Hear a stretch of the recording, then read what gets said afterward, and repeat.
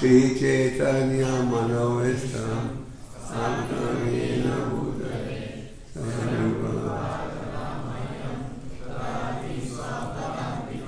Jai Shri Krishna Chaitanya Shri Hare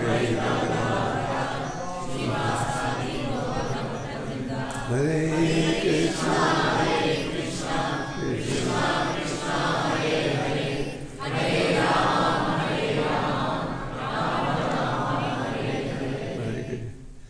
Once again, I'd like to welcome all of you to the program this evening. I understand that we have limited time. I was told that the organizers are very strict that we finish the program by a certain time. So we're going to discuss the need for spirituality in society. Is that a good topic? Okay. And there's an urgent need for spirituality in society. In our Vedic dictionary, you read two words, pavarga and apavarga. Pavarga means pursuing the path of liberation, practicing those policies that will help you in the long run. And then there's apavarga. And this for apavarga has 5 different components. One component is parishram, labor. We have to work very hard in society today. Is that right? To make a 2 hands need, you have to work harder than before. They say that pay the salary of 1, get the work of 4. Is that right in Detroit too? Okay. But that's in general. One of the components of apavarga is parishram, hard work. Now when you work hard, what happens? You get tired. In the case of a horse, for example, foam comes out of the mouth. So you have to work very hard, in the end you get tired. Then what happens? You work hard, foam comes out of the mouth. But then there is fear, bhaya.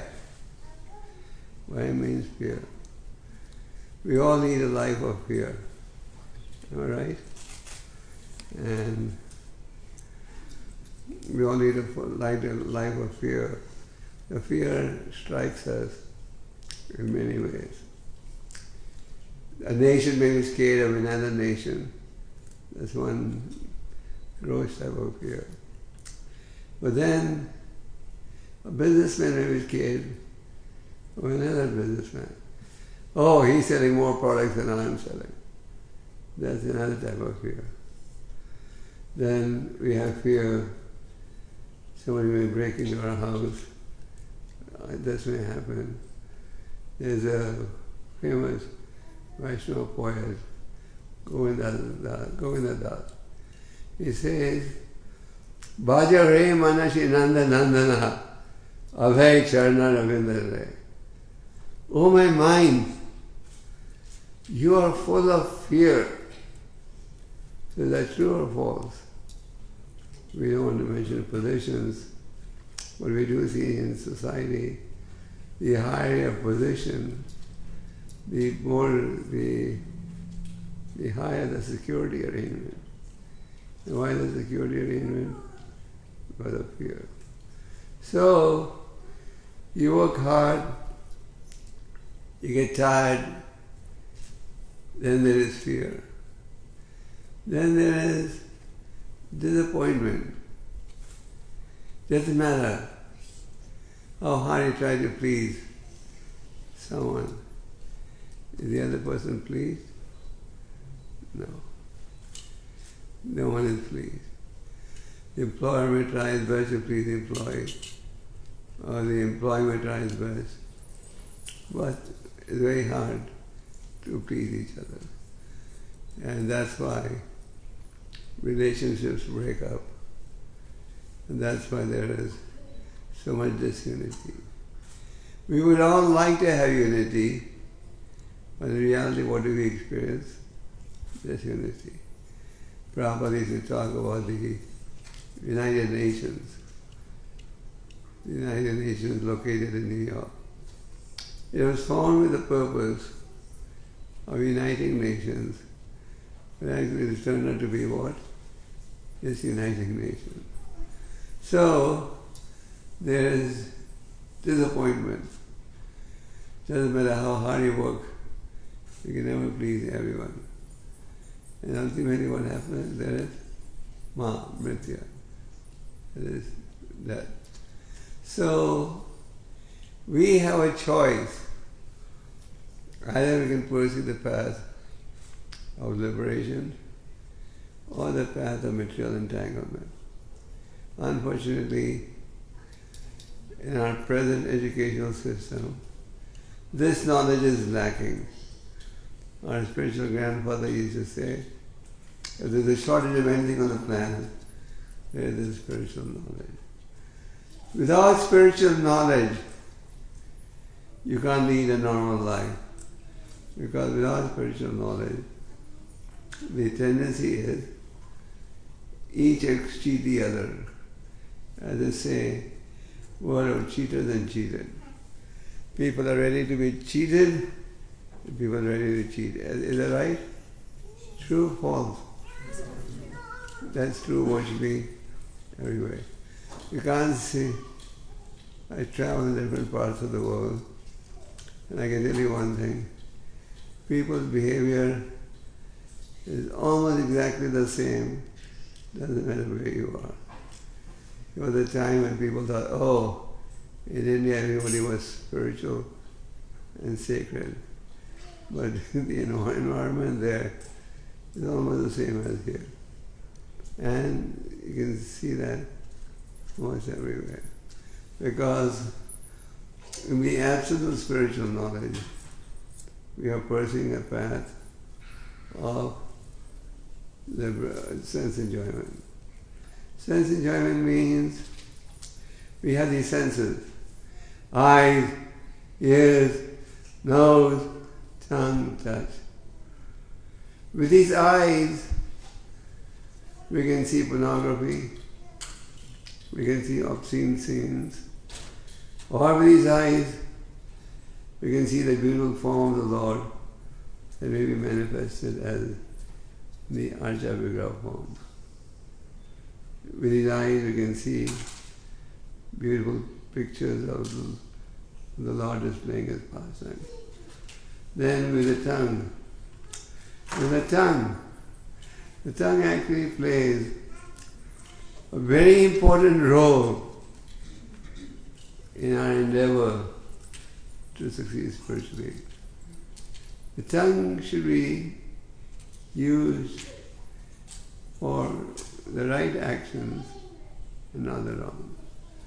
Generally, what do we use the tongue for?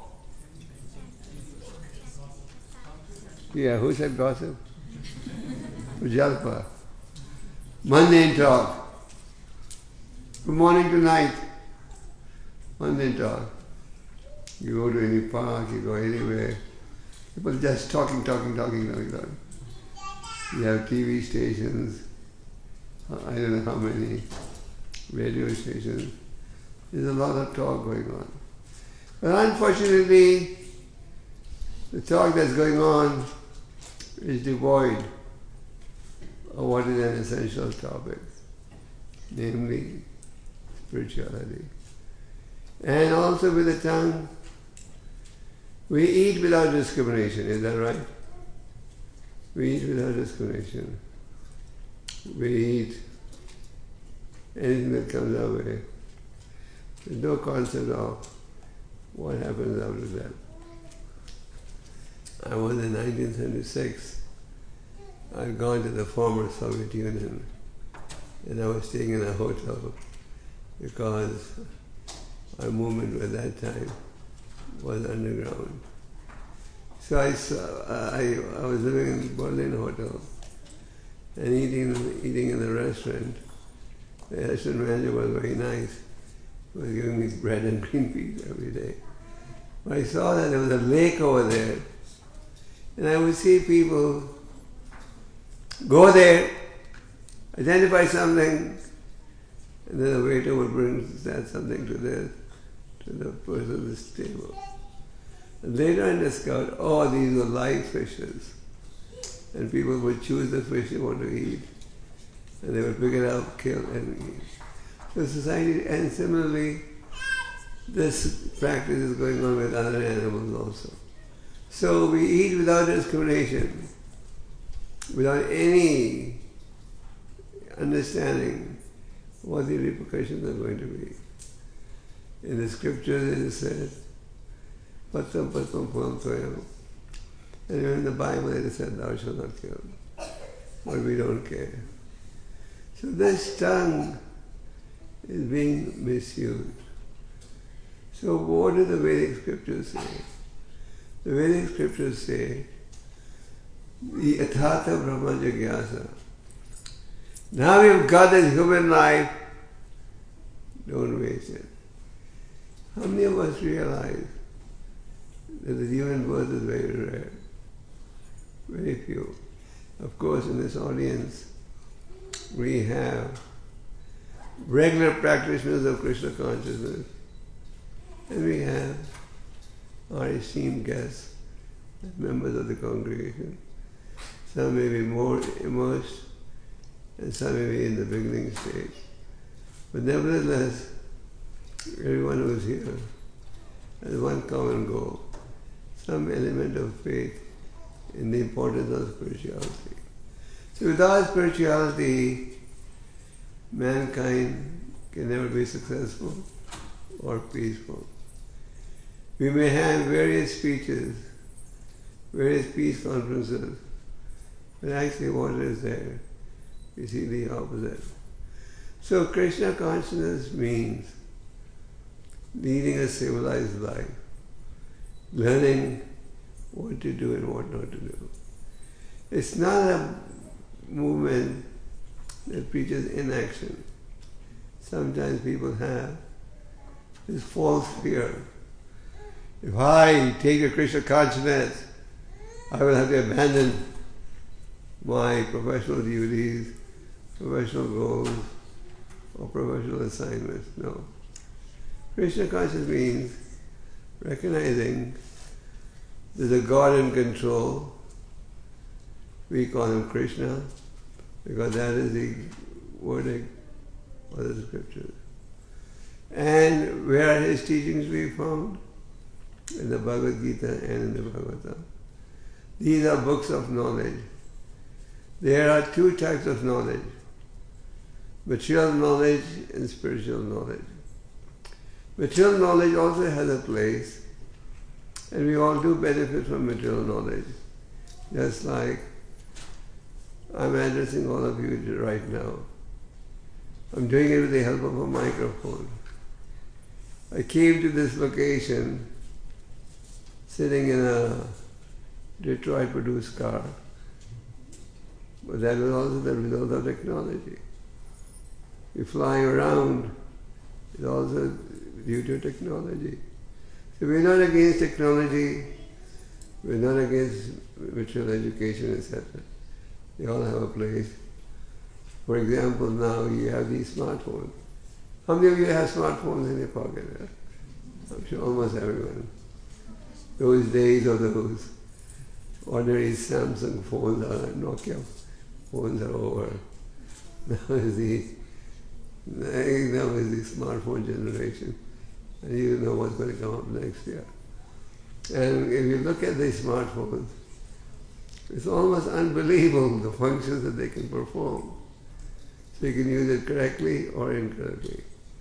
Incorrectly would be you stuff your smartphone with pornography and other obscene literature. And correct utilization would be you inject in your smartphone Prabhupada's books, DD pictures and so on. So that whenever you get a chance, you can read to it.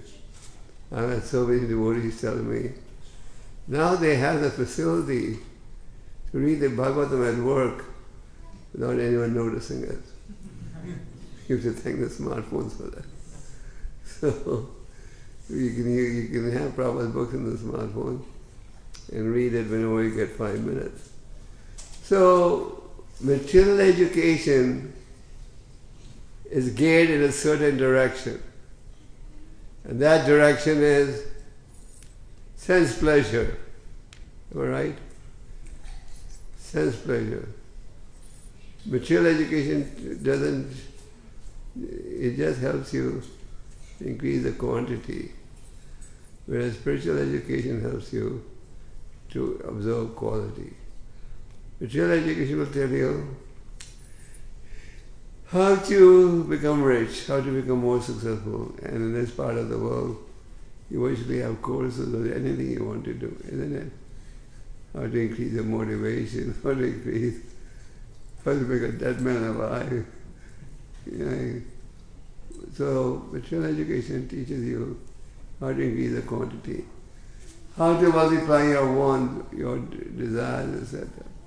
You have the whole medicine industry located in New York that tells you how to create an appetite for material things. What does advertising do? Has anyone studied that? Advertising creates an appetite.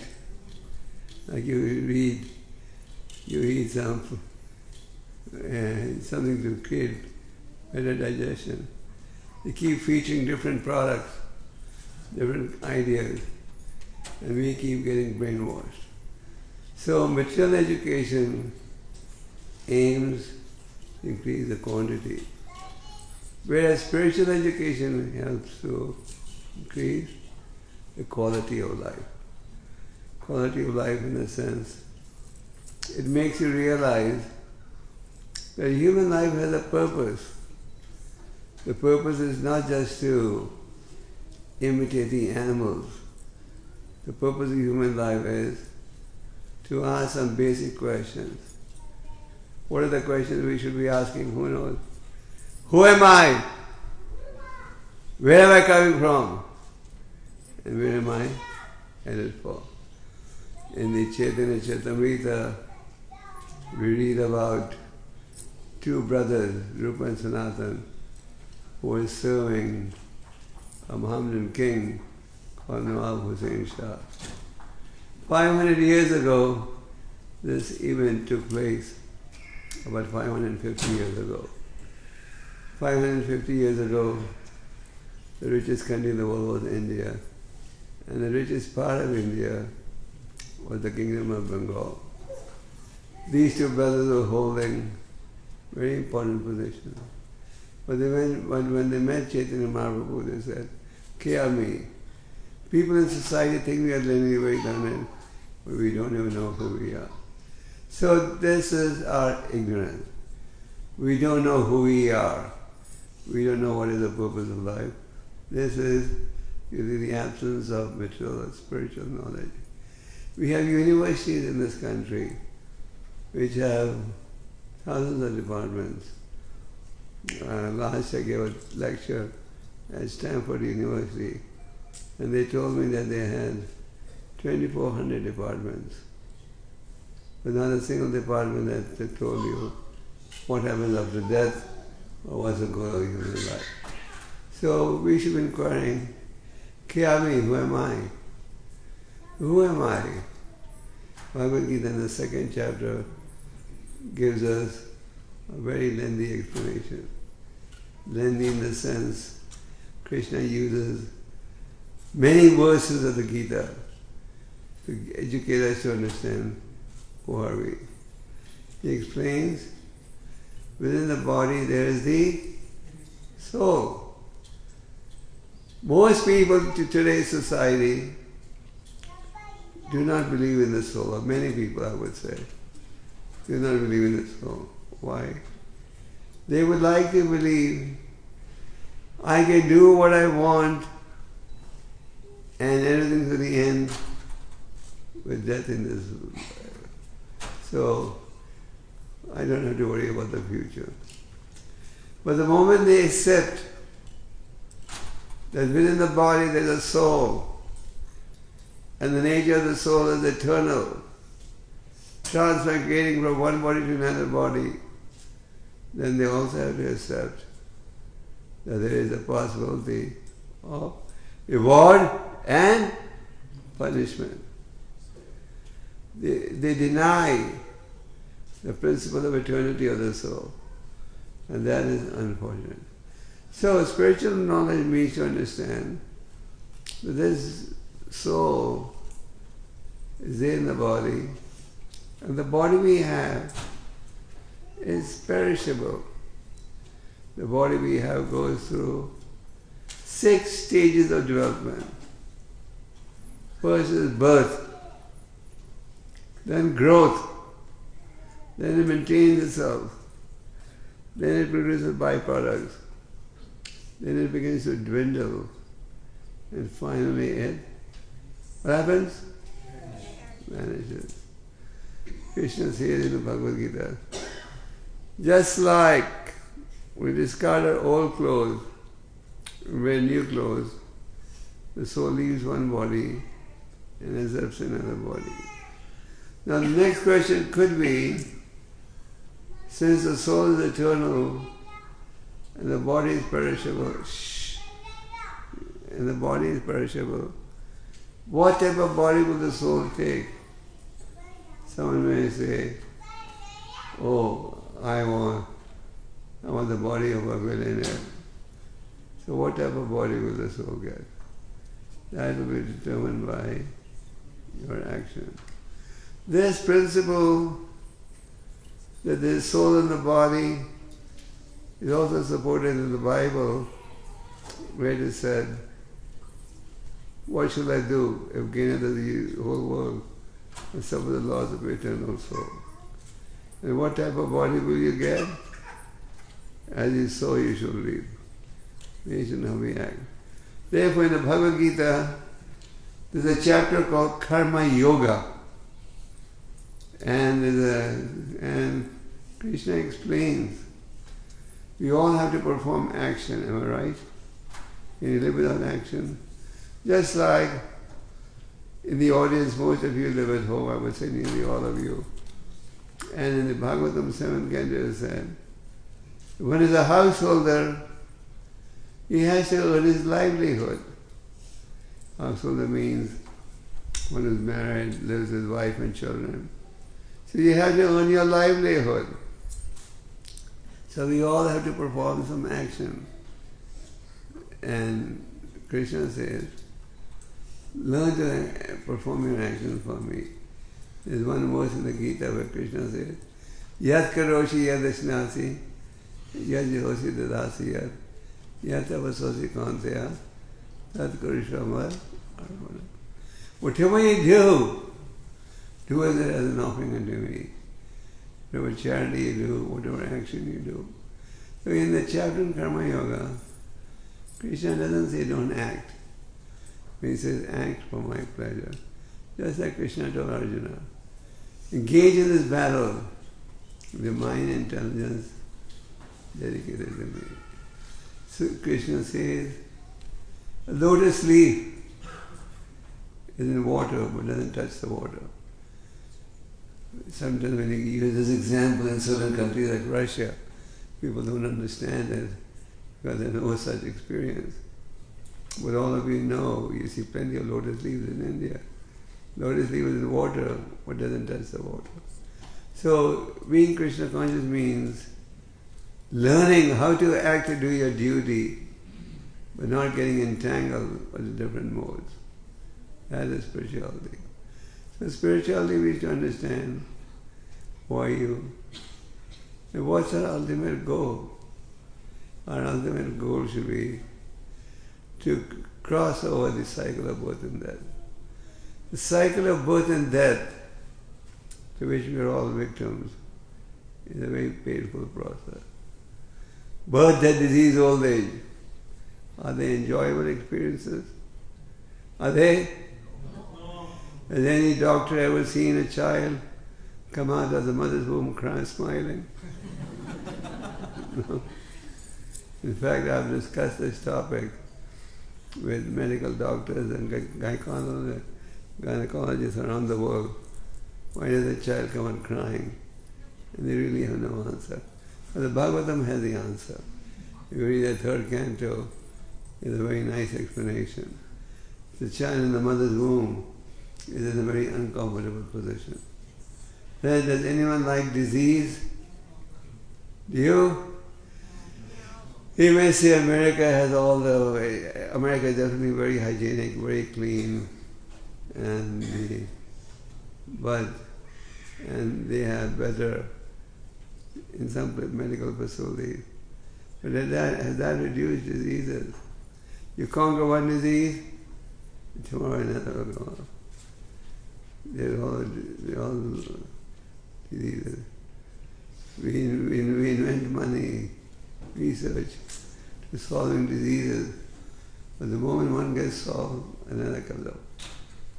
One person told me, I'm not going to mention any names, now they're coming up with a new injection that's going to cost a fortune that will cure cancer. So they keep giving us post-dated checks, scientists and the scientific committee. At one time they said, we're going to produce medicine in outer space, and medicine in outer space will cure diseases, and medicine on the earth cannot do this. Well, that is still coming.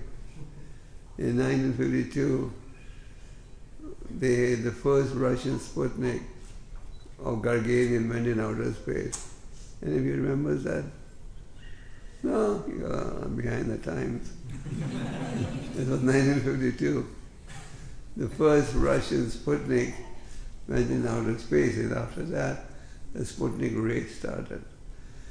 So, right after that Sputnik went in outer space, our spiritual master Prabhupada wrote a book called Easy Journey to Other Planets. What a nice name. So this desire Prabhupada wrote to go to other planets is nothing new. But the process of entering these other planets is not through some mechanical device, but through spiritual devices. So, without spirituality, we are in ignorance. In the Srimad Bhagavatam it is said, blind leading the blind. What would happen if a blind man is leading other blind men? What will happen? Who knows the answer? They'll all end up falling in the ditch. In France there's a museum called La Louvre. Louvre in French means museum, and La means the. This is a world famous museum, and they had a painting which was published in our Back to Garden magazine about 20 years ago. The painting showed a blind man leading other blind men, and they all fall in the ditch. I think they probably got that inspiration, the artist from the 7th canto. So Prahlad Maharaj says, 2 characteristics. Simply chewing the chewed and blind leading the blind. What does simply chewing the chewed means? It means I've tried everything. I've seen all the movies. Like there's one telephone company in India called Reliance. They came up with a package a few years ago to your customers. They offered over 1 crore movie songs and umpteen number of movies and other entertainment devices. And people said, "Oh, great! We're getting to see so many movies free.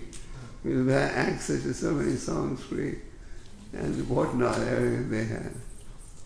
But what's the difference? You've already seen so many movies. The next one's not going to make any major difference. So we are simply chewing the chewed. We have tried every possible approach to satisfy ourselves, but we haven't been successful. And some of you know, they had this World Soccer Cup in Moscow. How many of you watched it? Any of you watched it, you won't tell me. Anyway, I was in Moscow at the time the World Cup started. So when the World Cup started, virtually, even in India, where soccer is not a big game, no match to cricket, they had 4 to 8 pages every day covering the World Cup. So when the World Cup started, it would create a lot of sensation. And these World Cup organizers, they also have what they call a fan club. They had identified 8 or 10 people who went to the previous World Cups also. And there was one person who held the record of having been to four World Cups. I believe they have a World Cup soccer tournament every 4 years. So this man had been to 4 World Cups before. So the organizers of the sporting event especially flew him, gave a VIP arrival at the airport with the media and everything. And this man, who was it? He was an Indian from India. He had been to 4 World Cups. And there was a press conference. And then he said, "I want to go to the Hare Krishna temple in Moscow." So he came to the temple, and the whole media came with him. And the temple got a lot of coverage in the papers. But then he was asked, "What's your ambition in life now?" And he said, "To watch the next World Cup." The man's already 92. He's been to 4 or 5 World Cups. And the next ambition in life is to see the next World Cup. So that is misguided intelligence and desire. We don't realize, even if we see 10 more World Cups, it's not going to satisfy. Am I right? The nature of these senses is they can never be satisfied. We keep thinking, if only I get one extra success. I don't mind it. Many of the faces I see were at one time living in a country called India. Am I right? Some of you may be American born, but I guess most of you are Indian born. So when you were studying in India or graduating in India, America is a dream world for everyone. Hollywood has done a good job. Hollywood has really portrayed America as a mini heaven on the planet. It's really like a mini heaven. So everyone dreams, if only I can get to America, my life's goal will be realized. But having come here, experienced the facilities, does that fully satisfy us? No. So in the material world, doesn't matter where you go, where you reside. The basic miseries of life will not spare you. So, what is intelligence? Intelligence means to understand. All around me, I am seeing nothing but suffering. And if I want real happiness, spirituality offers you that. Material science no doubt has made success. And using material science, we try to hide misery, isn't it? Prahlad Maharaj in the 7th canto says, "My dear Lord, when I see how they're trying to convert a position of distress to a position of comfort, I feel very sorry." So what, you have your hard of hearing?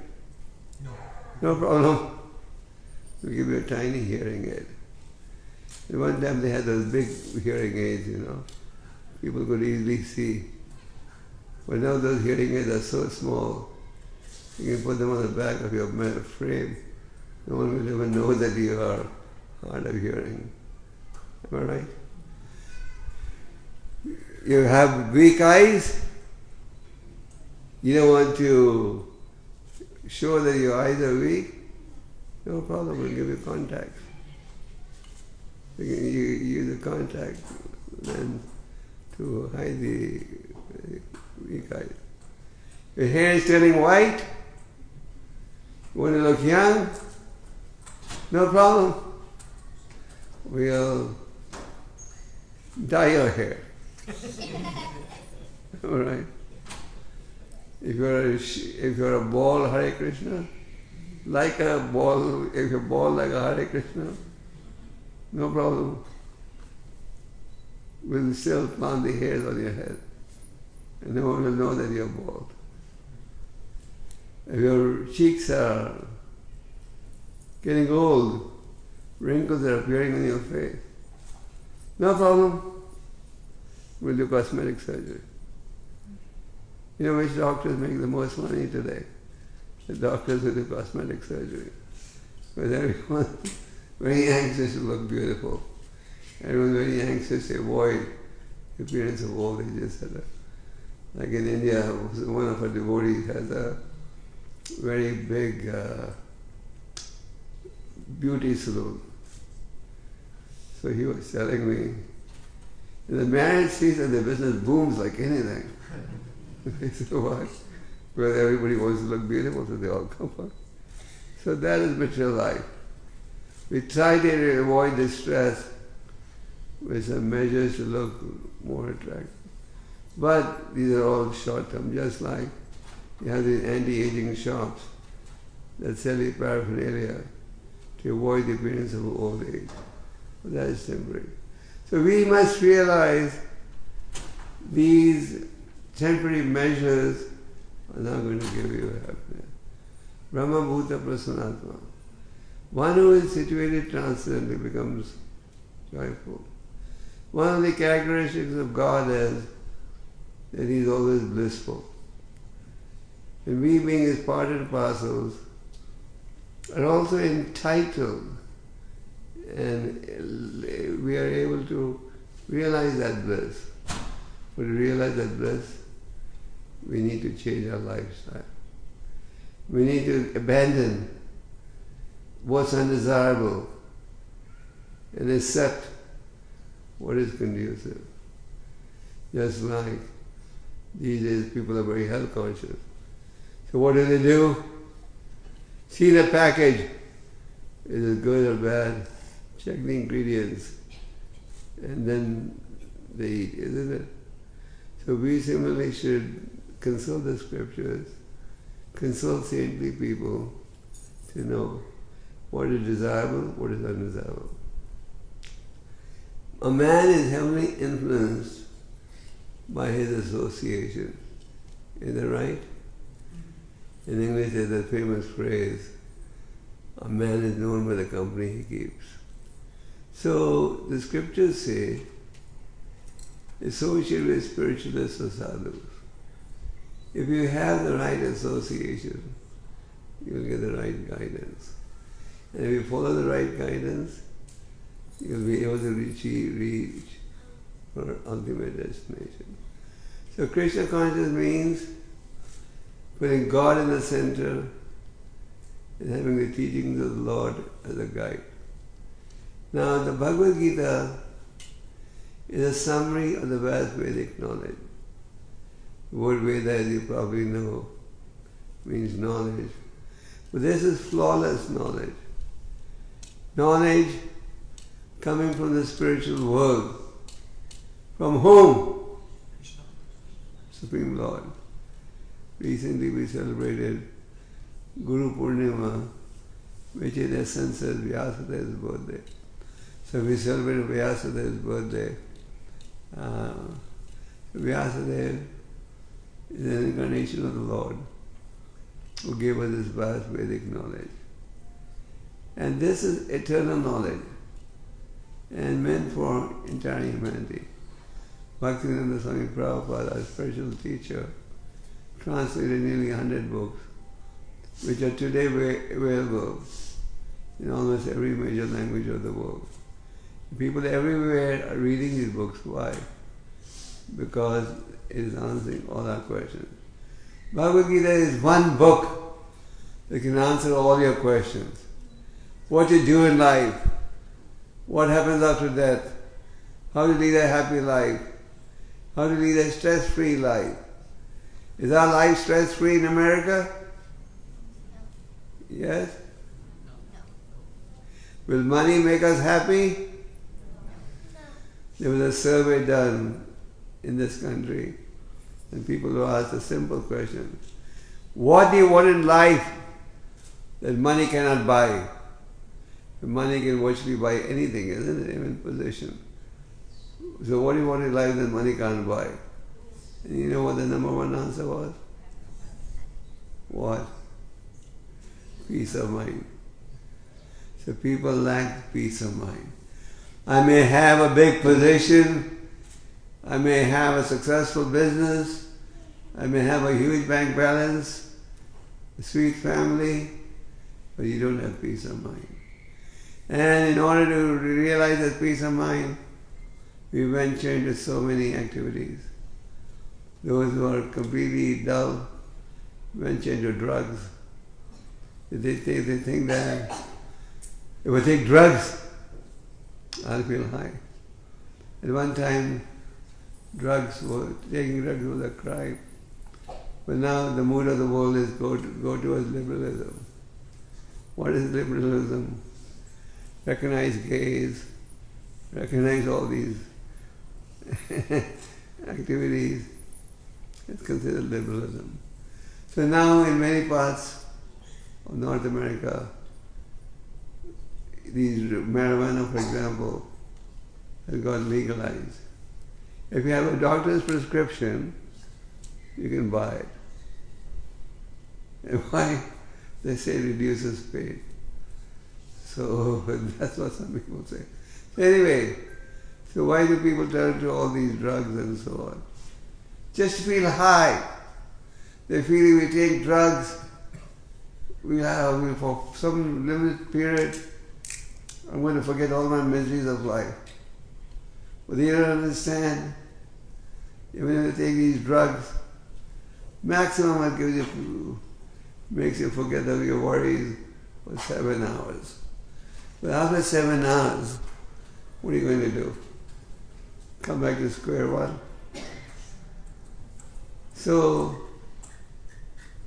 what's the alternative? Chant Hare Krishna and be happy. When our spiritual master first came to America, the devotees made a poster. Chant Hare Krishna and stay high forever. If you take these drugs, you can stay high for a few hours, and then you have to come down. But if you chant Hare Krishna, you can stay high forever. So the purpose of our programs is to induce people to change their lifestyle. We don't say, don't work, abandon your family. In fact, there's a nice story. In the Chaitanya Charitamrita, we read about Lord Chaitanya touring southern India. Lord Chaitanya was on a tour of southern India, and by his preaching, he converted the whole area to the path of Vaishnavism. He came to the house of a Brahmin devotee called Kurma. The Kurma Brahmin washed his feet and said, "My dear Lord, I want to leave home and travel with you." But Chaitanya said, "No, don't leave home. Stay where you are. Chant Hare Krishna, read the Gita, preach the glories of Krishna's name and the glories of the Gita. And this way you'll always be with me and I will always be with you." So, Krishna consciousness doesn't say abandon your responsibilities, etc. You can practice Krishna consciousness in any situation. And the easiest process is to chant these names of the Lord. Just like for different medicines, just like for different diseases, there's a different cure. Is that true? Yes. Or do you walk into a drugstore and take any medicine and say, this is the cure?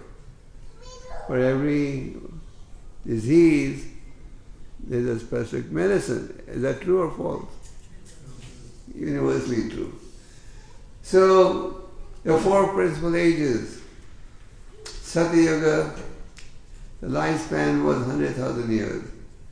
Now our modern day people may not believe it. They say, everything in the Vedas is mythology, everything is imagination, is fiction. During the British rule, the Britishers had their scholars study Sanskrit. And after studying Sanskrit, they started translating Vedic texts. And they started saying, this is all mythology, it's all imagination. So it's not mythology. What the Vedas have to offer is concrete, flawless knowledge. So the lifespan was 100,000 years, and people could meditate up to 60,000 years. But can you meditate today?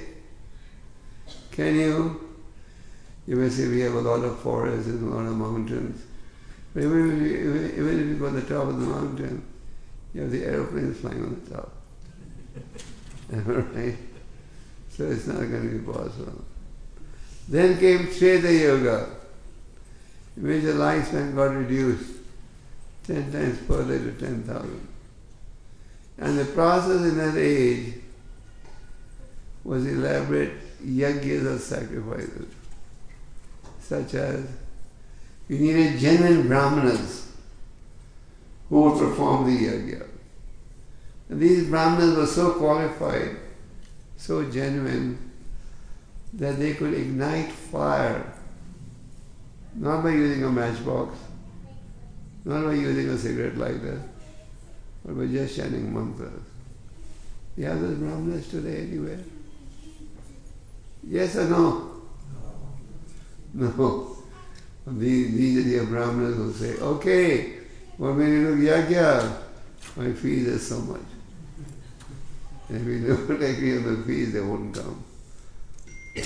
And then you needed pure ingredients, like pure butter, milk, etc.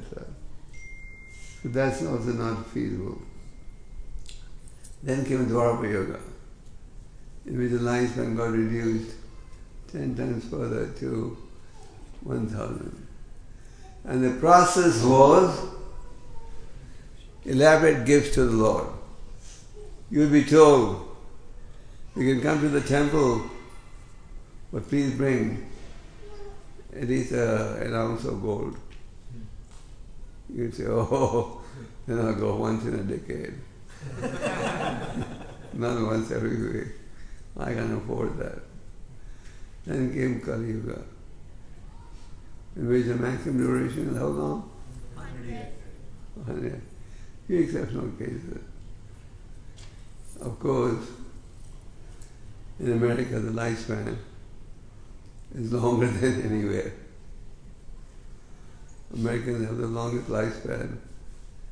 In some countries like Russia, the average age is about 58.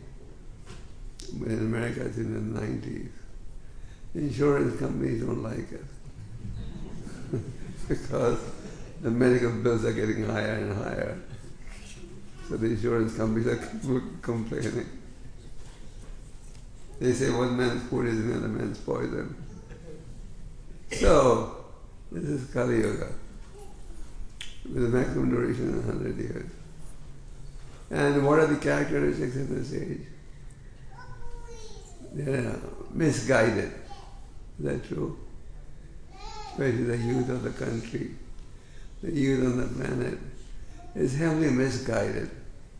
The youth is led to believe this is the path to happiness. And we are all misguided. Quarrelsome. Is that right? Is there a shortage of law firms in America? You can go to some buildings and virtually every office is a law firm. So, why do you have law firms? Well, people are peaceful. No. Law firms because people are quarrelsome. So people are quarrelsome, lazy, misguided. So in this age, the Lord has given a very simple process. What is the process? Chanting the names of God. So this chant is coming from the spiritual world. And this chant helps cleanse the heart. And it helps give us real happiness, which is transcendental happiness. So we're very grateful that all of you have come. I think most of you chant Hare Krishna, but some of you will not be chanting. So those who are not chanting, I request, how many of you in this audience do not chant Hare Krishna? Okay. So those who do not chant, you try to chant. At least you have nothing to lose. And those who are chanting can endeavor to chant better. So this chanting of the holy name is the recommended path in this age of Kali for self-realization and happiness. And this is going to give you real happiness. We may say, well, how do you want me to, how am I to believe it? You can only believe it if you experiment. Our spiritual master used to say, we can show you a bottle of honey, but for you to really believe that honey is sweet, what do you have to do? Taste it. Can you see, just by judging this, looking at the bottle? No. So you have to chant the Hare Krishna mantra. And the more attentively we chant, the greater is the spiritual bliss. But this is our request. Please take to the chanting process. Read the Bhagavad Gita. Associate with those who have understood what the goal of life should be. And at the same time, foresee your professional careers, your educational careers, and please Krishna.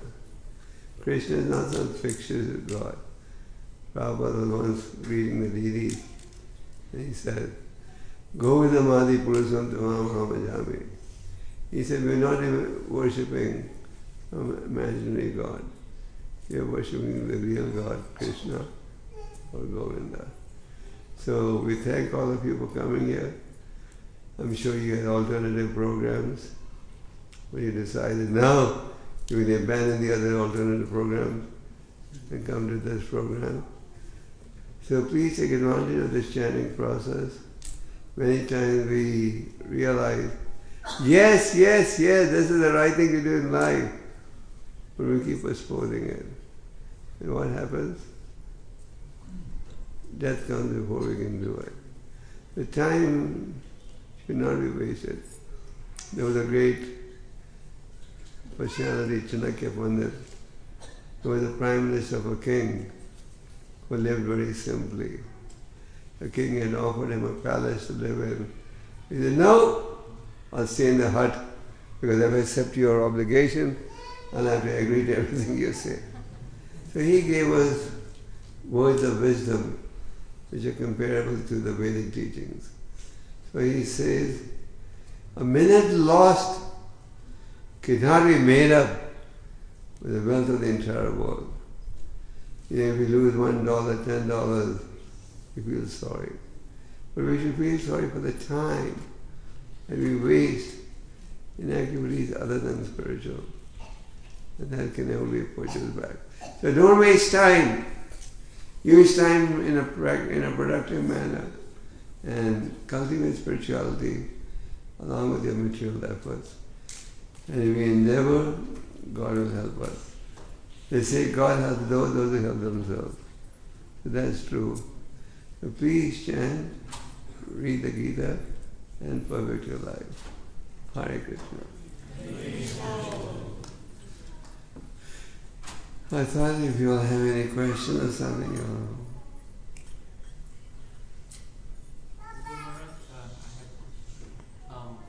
I have a colleague at work who's a Christian and he goes to church very regularly, and he describes his activities in the church.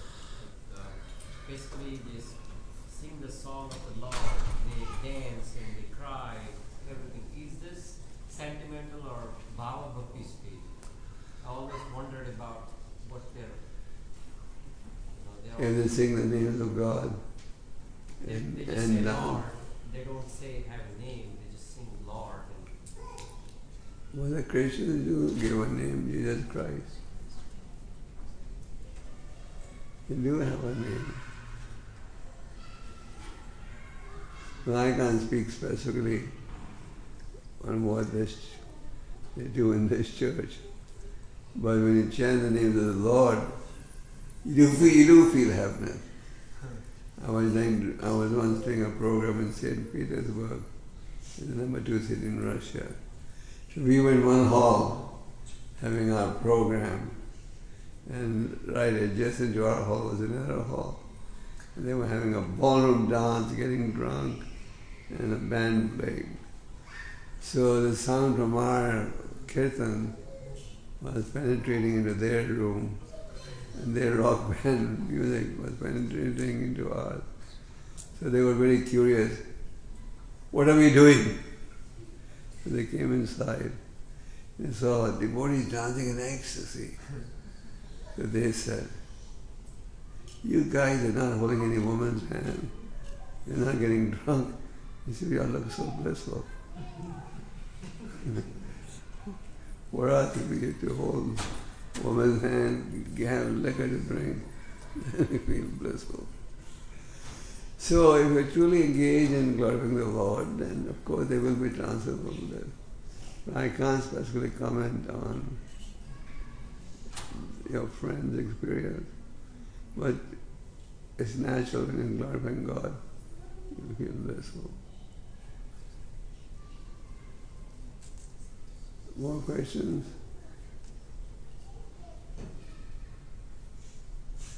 Yes.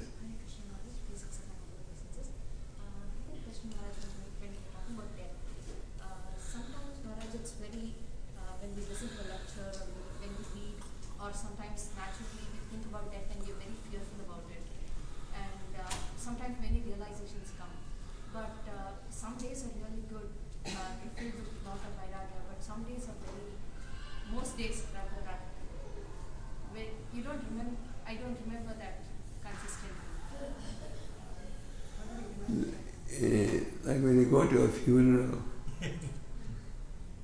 you are very renounced at that time.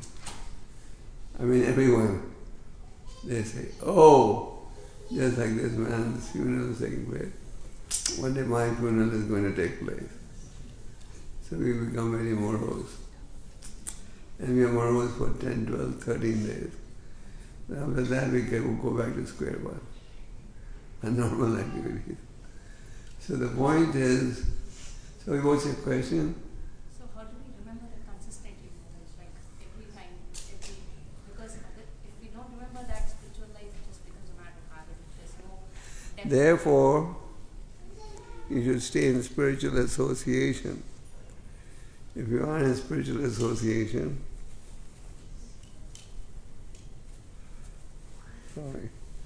if you are in spiritual association and you're reading the books regularly, then you'll stay on the right path. But if you don't have this association, then to remember is not easy. That's why all the scriptures, all our sages, have pointed out the importance of association.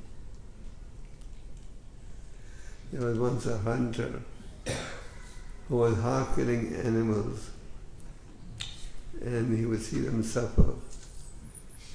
And when they would die, he would rejoice and sell their flesh. So now the Muni was passing by and he saw all these half-killed animals.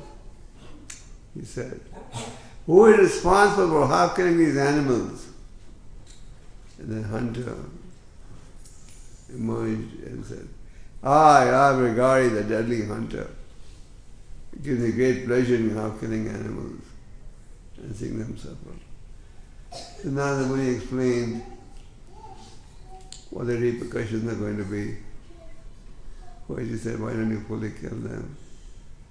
This hunter got so transformed, he would not even place his feet on the ground till he made sure there was no entity on the ground. So you may say, "We are not Narada Munis." We know you are not. But if we associate with people who represent Narada Muni, we'll also be protected. Yeah. More questions? Yes, in the back. You have to speak a little louder. Question about the chanting. Should we really hear about the chanting and we should visualize the Krishna deities?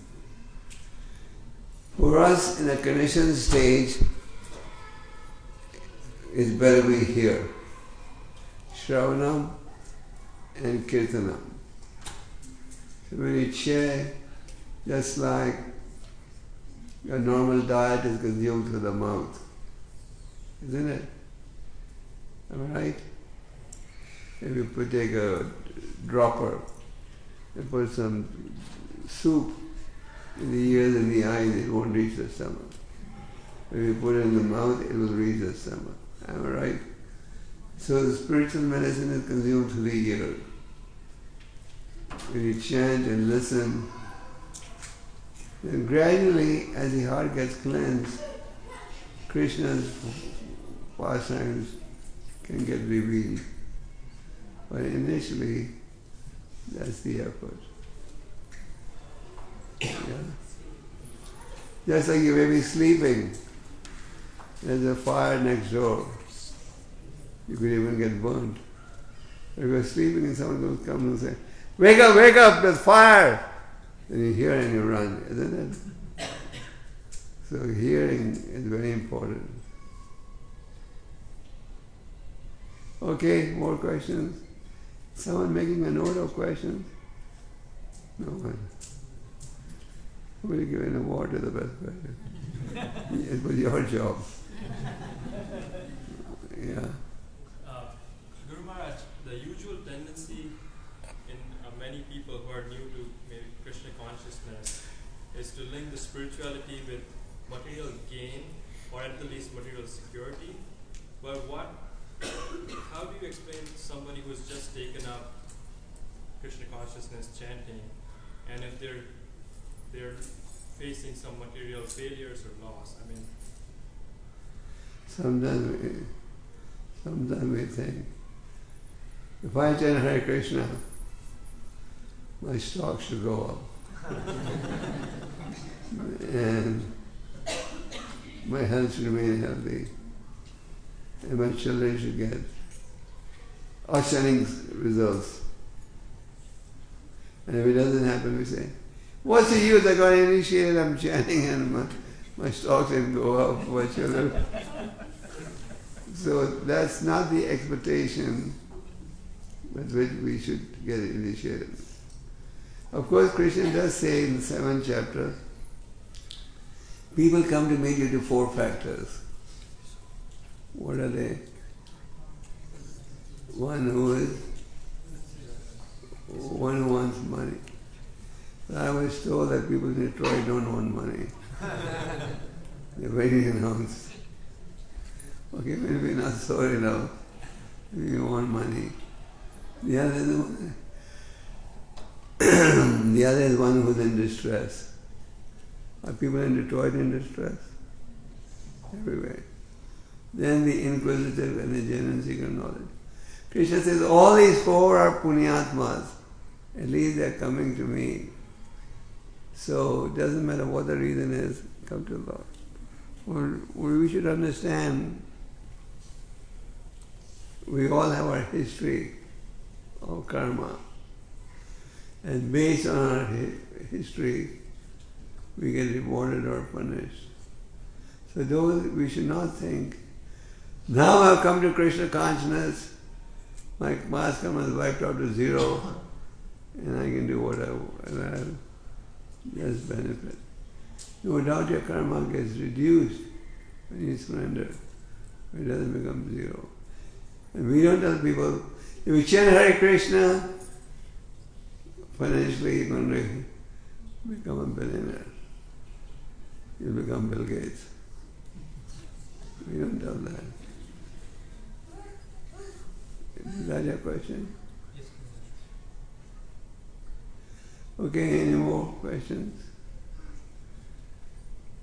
Yes. So Guruji, you mentioned about that when we do a duty, we should not be affected by the moods.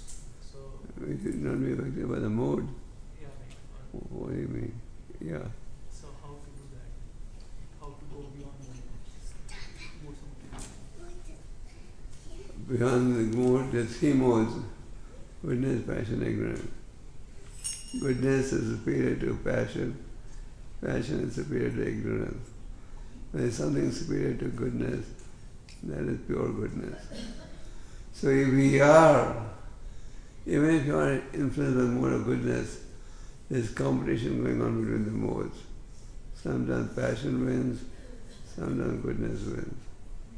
But if you come to pure goodness, that means come. That means come on me, I am going to serve Krishna.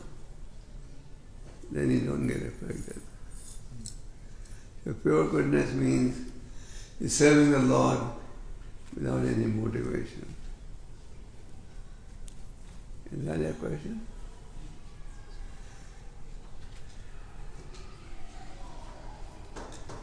Yes, any more questions? Yes. Maharaj, should we force our kids to chant? If we Force our kids to chant? is that good or bad? Is that your question? Should we, I mean, sometimes I feel like the kids don't want to chant and I tell them you have to chant. Is that the wrong way of going about it? You want my frank opinion? Yes. I think it's the right way. Sometimes you have to be a little... The mind is very fickle. The mind is always opting for an easy solution. The children, especially in the environment we live in today, they get influenced by so many undesirable elements and activities. So we have to... Many times the child doesn't want to take medicine. Why don't you force the child? The child doesn't want to take an injection. So many times the child doesn't want to go to school. But you forcibly try and get them to go to school. So, of course, I'm not saying physical force, but you can, with logic, try to persuade them. That's not force. Yeah? Any more questions?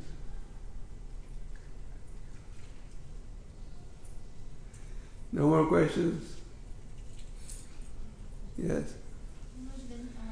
When we are teaching the Bhagavad Gita, I'm sorry, could you please repeat your question? when we are teaching about the Bhagavad Gita to every age group, it is becoming different way of explaining. For till the 5th graders, it's different.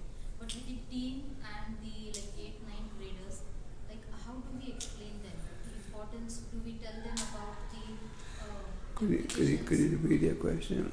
How do we tell the teen the importance of chanting or the importance of knowing Bhagavad Gita or reading the Bhagavatam?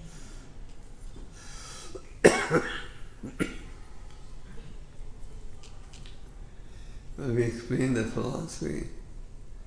Sometimes when you're talking to children, you act like a child and talk to them.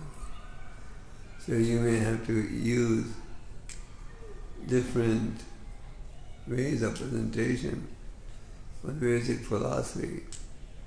Some you may have to explain some graphics, some examples, but the basic philosophy remains the same.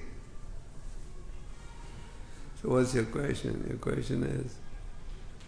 The teenagers, I'm not getting an exact way to introduce them, so I was a bit confused with how to start. Tell them it's a book that guarantees you happiness, which is a fact. We have to, for teenagers to live in an environment where they believe accepting Bhagavad Gita is you don't have to accept the Bhagavad Gita. Unfortunately, the teenage, if children from a young age are taught of the values of spiritual life, then they grow up with a different mentality. If the teens have already been exposed to wrong things, then to undo that dirt takes a little time. But we should keep attempting. I know cases where teenagers have changed their lifestyle. So we should keep trying. Try again. You'll succeed at last. So, Guru Maharaj, we started with the Gopal Krishna. You feel that you're going to start with that age group? It all depends who you're talking to. The same I don't think age group is a thing. the same I think you should look at individuals. You can have people in the same age group, one completely different from the other. It doesn't mean that all people in the same age group think alike. Is that right? So, any more questions?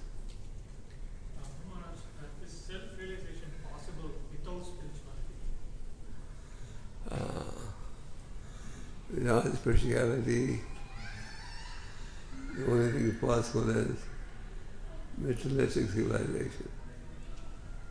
No. Self-realization has to be based on spirituality. Self-realization and spirituality go together. They mean the same thing. Self-realization means you realize who you are. But who you are based on what? Just like you may say that the speeding limit on the highway is 65 miles or whatever, 85. Based on what? The government's law. So you're realizing the self based on what? Based on the teachings of the Lord, as revealed in the Bhagavad Gita. So there has to be some basis for your activity. Yeah. Okay? It looks like you're running out of gas. Yeah. How do we convince some like parents and others who are not introduced into Krishna consciousness? How to explain them the concept?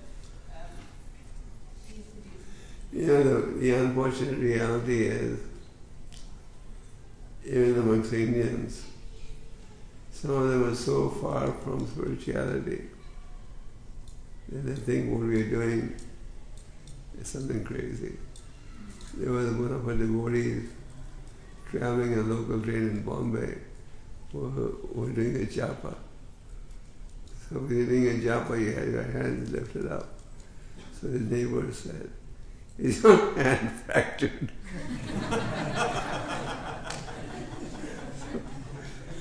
The people are so much out of touch, they don't even know the person is doing japa. So So you just try your best to explain, but if they don't accept it, what can you do? You don't change yourself, but they won't change. That is the important element. You can try your best, but if they don't accept it,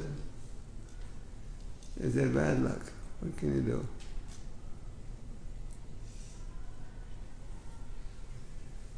Okay.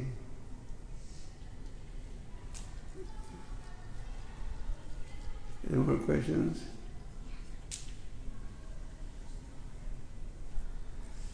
We stop now. So thank you very much.